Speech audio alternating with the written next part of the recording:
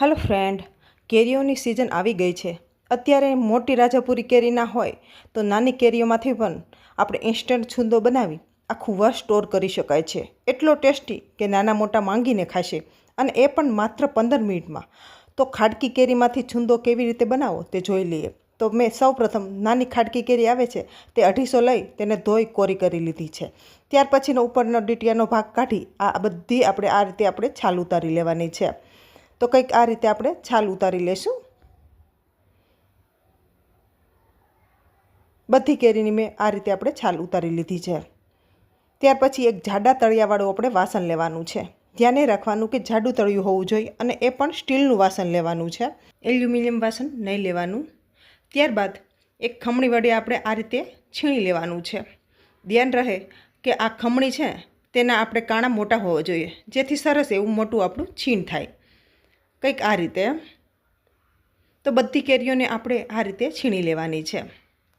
આ કેરી મીડિયમ ખાટી હોય છે, જેથી આનો છૂંદો એકદમ ચટાકેદાર બને છે।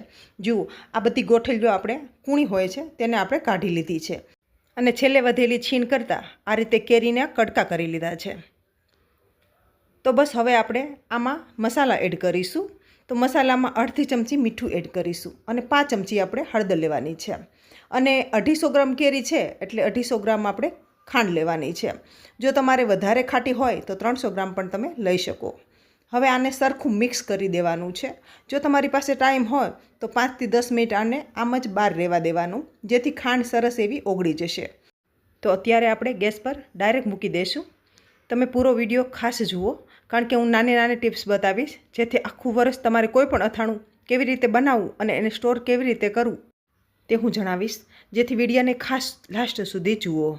ત્યાર પછી ગેસ પર આપણે ચડાવી દીધું છે। ગેસની આંચ આપણે મીડિયમ રાખવાની છે, અને હવે આપણે સતત હલાવતા રહીશું। આને ચડતા બિલકુલ વાર નથી લાગતી, માત્ર આને 10 મિનિટ જેટલો સમય થશે અને આ બનીને તૈયાર થઈ જશે। આમાં ખાસ વાત યાદ રાખવાની છે, કલર એકદમ ચેન્જ થઈ જશે અને એકદમ ટ્રાન્સફર થાય ત્યાં સુધી આપણે થવા દેવાનું છે। તો મીડિયમ ગેસે આપણે 5 થી 7 મિનિટ જેટલો સમય થશે અને ત્યાં સુધી આપણે થવા દેશું। સાઈડમાં બીજું કામ કરવું હોય તો થાય, કારણ કે જાડા તળિયાવાળું વાસણ છે એટલે નીચે ચોટશે નહીં। જુઓ, આનો કલર પણ સરસ એવો આવી ગયો છે અને ટ્રાન્સપરન્ટ થવા આવ્યું છે। તો અત્યારે આ સમયે એક તજનો ટુકડો અને 3 થી 4 લવિંગ મેં લીધા છે, જેનો ટેસ્ટ સરસ આવે છે।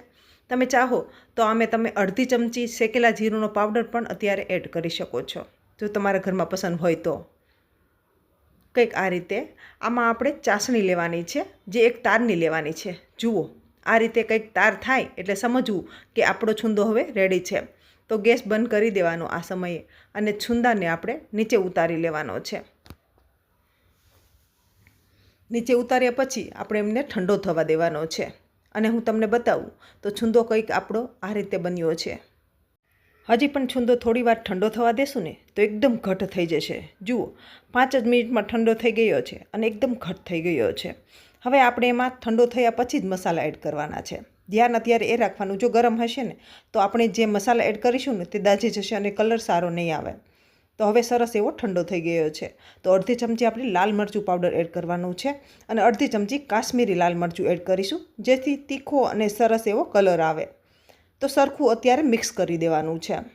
આ છૂંદાને ફ્રીજ વગર પણ 12 મહિના તમે બહાર રાખી શકો છો। ધ્યાન એ રાખવાનું કે કાચની બરણી લેવાની, એમાં તડકે સૂકવેલી હોવી જોઈએ।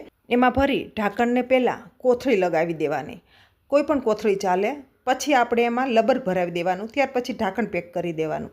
અથાણું જ્યારે એમાંથી લેવું હોય ત્યારે સરસ એવું પછી પાછું દબાવીને ઢાંકણ પેક કરી દેવાનું, જેથી અથાણું લાંબો સમય સુધી બગડતું નથી। નાની નાની ટિપ્સ ધ્યાન રાખશો ને તો અથાણા કોઈ દિવસ બગડશે નહીં। તો તમે પણ આ રીતે બનાવો અને મને કમેન્ટ સેક્શનમાં બતાવો કે તમને આજની રેસીપી કેવી લાગી।